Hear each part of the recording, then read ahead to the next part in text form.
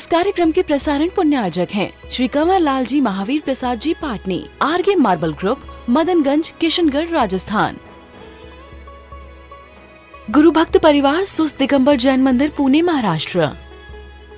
स्वर्गीय उषा जैन माता और स्वर्गीय रेखा जैन धर्मपत्नी की स्मृति में श्री सुनील जैन परिवार, लखनऊ, उत्तर प्रदेश।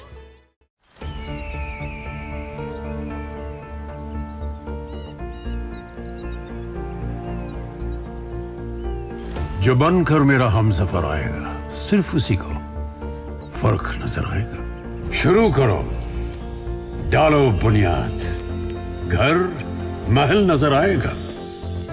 वंडर लाइए, वंडर अपनाइए, फर्क नजर आएगा।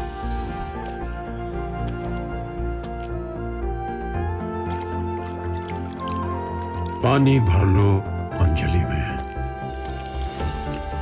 चांद उतर आएगा।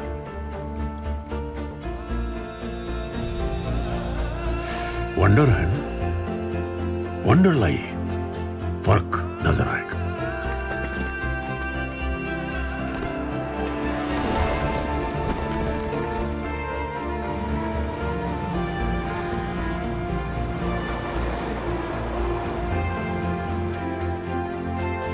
पहला घर तो खड़ा करो, शहर नजर आएगा।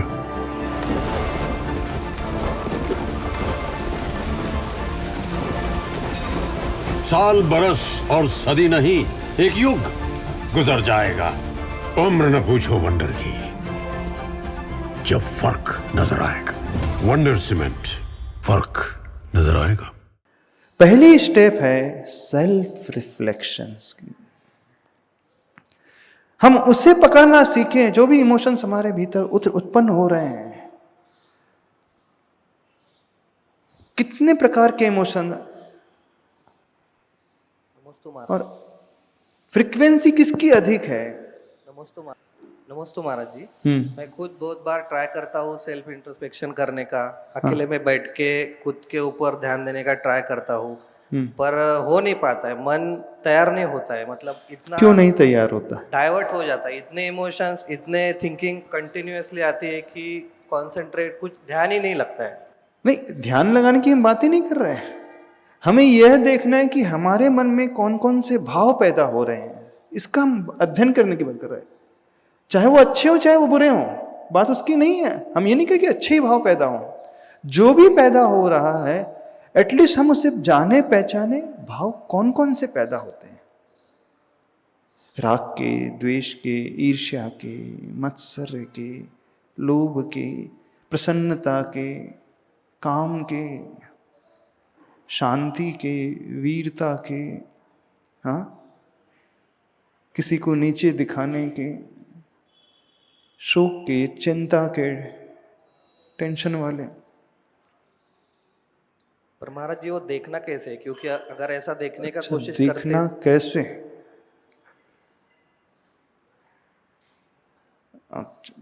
देखने की कोशिश की है पहले तो बताइए। किया है महाराज जी कोशिश, हाँ। पर वो देख नहीं पाते। दुनिया को देख पाते हो आप? जी महाराज दूसरों को देख पाते हो? जी। अच्छा, दूसरों को देखना आसान है कि अपने को देखना आसान है? दूसरों को देखना आता है। ऐसा है? अरे जो हम हैं, जैसे हम हैं, जो विचार, जो भाव हमारे मन में पैदा होते हैं, वो तो हमसे कभी अलग ही नहीं होते। तो स्वयं को देखना, स्वयं को पहचानना ज्यादा आसान होना चाहिए। दूसरों को पहचानना आपकी दृष्टि में आसान है। दूसरों के साथ रहते रहते उसी रूप हो गए अपन, ऐसा बड़ी विचित्रता लगती है, आश्चर्य होता है। हाँ, नमस्ते गुरुवर। गुरुवर, जो चर्चा चल रही है उसके हिसाब से कई बार इंट्रोस्पेक्शन करते हैं और पकड़ में भी आता है, लेकिन कभी कभी ऐसा उसका रिजल्ट ये निकलता है कि you enter into the guilty field, like अरे मुझसे तो ये रॉन्ग हो गया, ऐसा नहीं होना चाहिए था। तो फिर उससे उभरना। अच्छा, गिल्टनेस का भाव आने लगता है। उससे उभरना में फिर परेशानी होती है, इस कारण हम सोचते ही नहीं ऐसा। जी हाँ, कभी कभी हम उससे अननेसेसरीली भी ज़्यादा वेटेज दे देते हैं और फिर उसी में घूमने लगते हैं। नहीं, यदि हमने कुछ गलत किया है और उस गलती को हम एक्सेप्ट कर रहे हैं और अपने आप को धिक्कार रहे हैं, ये तो अच्छी चीज है, ये तो प्रतिक्रमण है, कन्फेशन है। गिल्ट फील करके निराशा में डूब जाना ये गलत चीज है, एकदम उदास होकर के रहना ये गलत चीज है, एकदम इंफीरियर अपने आप को मान लेना ये गलत चीज है। लेकिन जो मिस्टेक्स हमने की हैं उन मिस्टेक को इंप्रूव करने के लिए एक अंदर यह भाव कि नहीं, मुझसे मिस्टेक हो गई है, नहीं होना चाहिए था, नेक्स्ट टाइम मैं ध्यान रखूंगा, अथवा जिसके प्रति वो गलत हुआ है उससे जाकर के मैं सॉरी अवश्य कहूंगा, क्षमा मांग लूंगा। देखो यही नहीं हो पाता, जब ये होना शुरू होगा तब हमें यह समझ में आएगा कि हम कहां फंसते चले जा रहे हैं। जब व्यक्ति उसे पकड़ पाएगा जिसका इमोशनल क्वोशेंट अथवा इमोशनल इंटेलिजेंस बहुत अच्छा होता है, वो क्या करता है उसके बाद अच्छे से कम्युनिकेशन भी करता है। बहुत बार ऐसा होता है हम किसी से कुछ कहना चाहते हैं, सपोज किसी से क्षमा ही मांगना चाहते हैं, मिस्टेक हो गई, गलती हो गई, लेकिन अपनी बात नहीं रख पाते और वर्षों बीत जाते हैं। एक घटना सुनाते हैं आपको, बड़ी अच्छी घटना है। एक सेमिनार चल रहा था, बहुत अच्छा, जो स्पीकर था उसने कहा कि मैं आप लोगों को एक्सरसाइज देना चाहता हूं, हर व्यक्ति को एक काम करना है। तो बोले कौन सा कार्य? आपको किसी ऐसे व्यक्ति से उस बात को कहना है जो वर्षों से आप उसके प्रति अपने मन में रखे हुए हो। उसके पास जाकर के अपने मन की उस बात को इजहार कर देना है कि मुझसे बहुत बड़ी मिस्टेक हो गई है, मैं इसके लिए क्षमा चाहता हूं, मैं रियलाइज करता हूं कि मुझसे बहुत बड़ी गलती हो गई, नहीं होना चाहिए था, मैं आपको पूर्ण रिस्पेक्ट के तरीके से देखता हूं,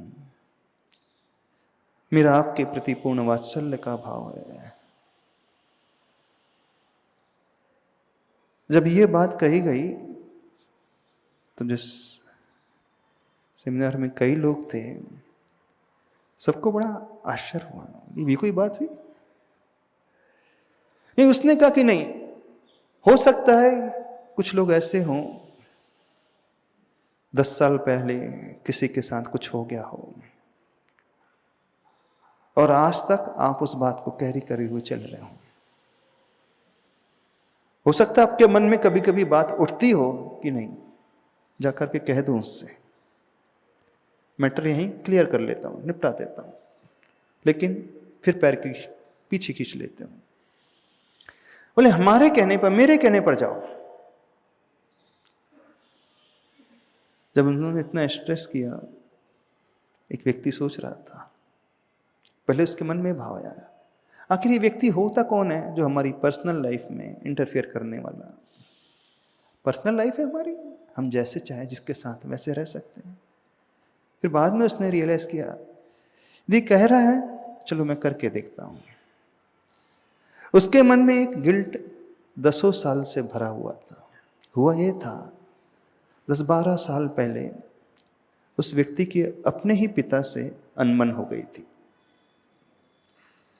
और जब इतनी अनबन हो गई, मनमुटाव हो गया, तो वो अपने पिता को छोड़ करके, अपने पेरेंट्स को छोड़ करके अपनी फैमिली के साथ उसी सिटी में दूसरी जगह रहने लगा। जब उस स्पीकर ने ये बात कही, मन में विचार आया, 12 साल बीत चुके हैं, गलती मुझसे थी, पिता के प्रति दुर्व्यवहार मैंने किया था, आज जाकर के मैं पिता से क्षमा मांग लूंगा, उनके पैरों पे गिर जाऊंगा, अपनी गलती को स्वीकार कर लूंगा और कहूंगा मेरा आपके प्रति पूर्ण समर्पण है। मैं आपको हृदय से चाहता हूँ, दिल से चाहता हूँ, उस बात को मैं भूलना चाहता हूँ। उसने अपनी पत्नी से इस बात को शेयर की, बोले क्या जाना चाहिए? जैसी पत्नी ने इस बात को सुना तो बड़ी खुश हो गई, बोले ये काम तो हमें बहुत पहले कर लेना चाहिए था। वो इतना उत्सुक हो गया, उसे रात भर नींद नहीं आई। जैसे ही सवेरे हुआ तो उसने अपने पिता को फोन किया, बोले मैं आपसे मिलना चाहता हूँ आज शाम को। तो पिता कहते हैं इतने साल बाद तुम्हें मेरी याद कैसे आ गई? नहीं, बोले मैं तुमसे कुछ कहना चाहता हूँ, आपसे कुछ कहना चाहता हूँ। पिता कहते हैं अब कहने के लिए क्या बाकी रह गया? नहीं, मैं थोड़ा सा समय चाहता हूँ। रहते थे एक ही सिटी में, लेकिन कभी एक दूसरे को देख ही नहीं पाते थे। पिता ने बेमन से कुछ नहीं कहा, चुपचाप फोन रख दिया। वो व्यक्ति ऑफिस जाता है, बड़ा एगर था, बड़ा उत्सुक था पिता के पास जाने के लिए। जैसे तैसे बहुत स्पीडली अपना काम निपटाता है और इंतजार करता है शाम के 5 बजे पिता के पास जाना है। बहुत कुछ सोच रहा था, पिता के पास जाऊंगा, लेकिन पहले यदि गेट में मां मिल गई तो मैं उसका सामना कैसे कर पाऊंगा। यही भावना मार रहा था कि पिता मिलना चाहिए, पिता मिलना। जैसे तैसे करके जैसे ही 5 बजते हैं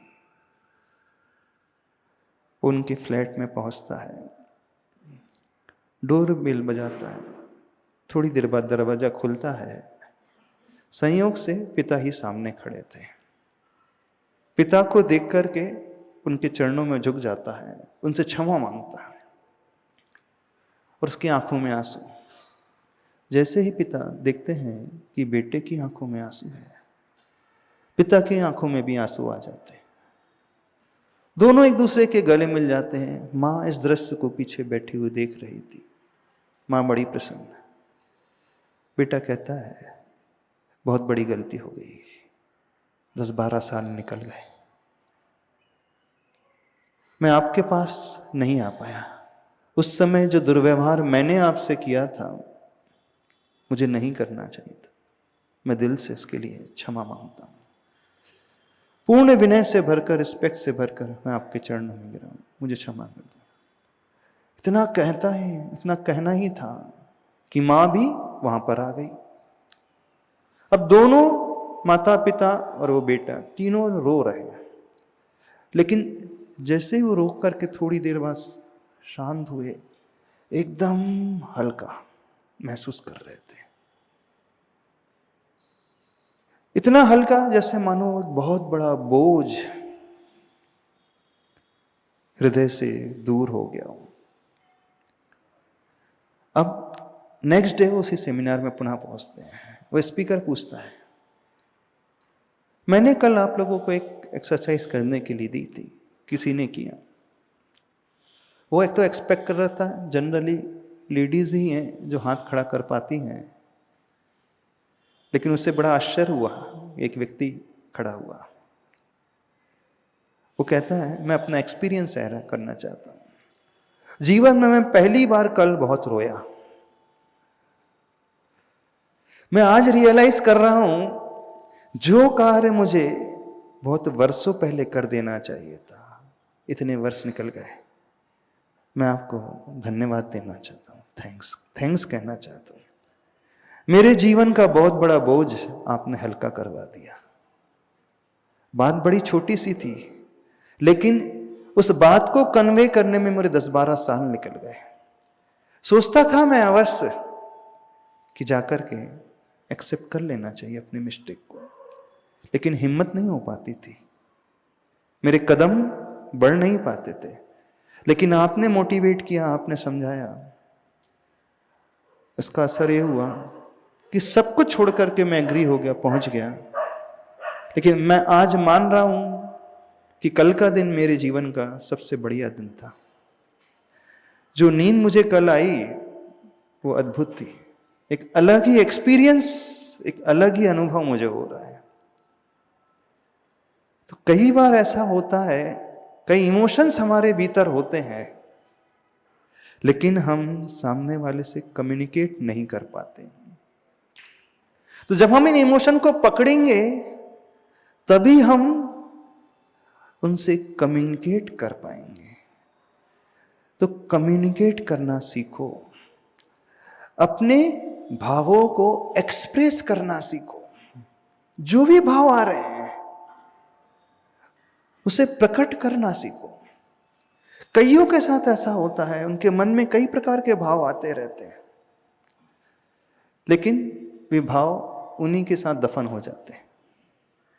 होता है, कई इमोशंस होते हैं, आप शेयर करना चाहते हैं लेकिन शेयर नहीं कर पाते, और अंदर ही अंदर घुटते रहते हैं, अंदर ही अंदर पीड़ित होते रहते हैं, दुखी होते रहते हैं। तो एक्सप्रेशन के माध्यम से वो इमोशंस जो है बाहर आना चाहिए। जब तक वो बाहर नहीं आएंगे वो एक गहरा गिल्ट पैदा करते चले जाएंगे और व्यक्ति वहीं से फिर नीचे पहुंचना शुरू हो जाता है। ऐसे ही कई लोग हैं जो डिप्रेशन में पहुंच जाते हैं। एक साइकोलॉजिस्ट से बात हो रही थी, वो बता रहे थे, महाराज जी मेरे पास बहुत सारे पेशेंट्स आते हैं, जब मैं उनकी काउंसलिंग करता हूं पता चलता है बात बड़ी छोटी सी थी, बात कोई बहुत बड़ी नहीं थी, एक इमोशन उनके भीतर उठा था, लेकिन उस इमोशन को पकड़ ही नहीं पाए, और पकड़ भी लिए तो एक्सप्रेस नहीं कर पाए, दूसरों के सामने प्रकट ही नहीं कर पाए, और वही विचार वही भाव उनके मन में बार बार उत्पन्न होता रहता था, और वो इतने गहरे शोक में डूबते चले गए। आज स्थिति ये हो गई कि कहीं के नहीं रहे। इस कार्यक्रम के प्रसारण पुण्यार्जक हैं Shri Kanwar Lal ji Mahavir Prasad ji Patni, RK marble group, Madanganj, Kishangarh, Rajasthan. गुरु भक्त परिवार सुस्त दिगंबर जैन मंदिर, पुणे, महाराष्ट्र। स्वर्गीय उषा जैन माता और स्वर्गीय रेखा जैन धर्मपत्नी की स्मृति में श्री सुनील जैन परिवार, लखनऊ, उत्तर प्रदेश।